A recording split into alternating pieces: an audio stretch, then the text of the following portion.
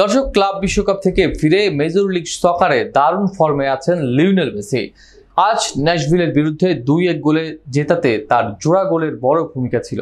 টানা 5 ম্যাচে 2 গোল করে ইতিহাস গড়লেন এই আর্জেন্টাইন ফুটবল জাদুকর। বিস্তারিত জানাবো ডেস্ক রিপোর্ট থেকে।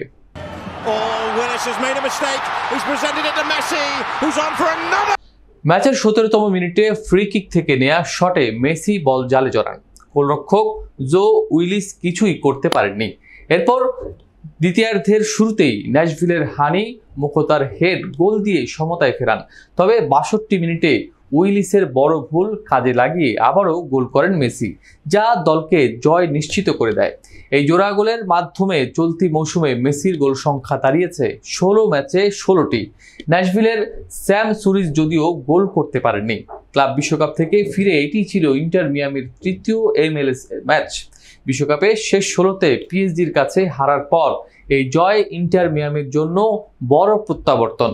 19 ম্যাচে 38 পয়েন্ট নিয়ে ইন্টার মিয়ামি এখন ইস্টার্ন কনফারেন্সে চতুর্থ স্থানে রয়েছে। শীর্ষে থাকা ফিলাডেলফিয়ার থেকে তারা 5 পয়েন্ট পিছিয়ে থাকলেও 3 ম্যাচ হাতে রয়েছে তাদের।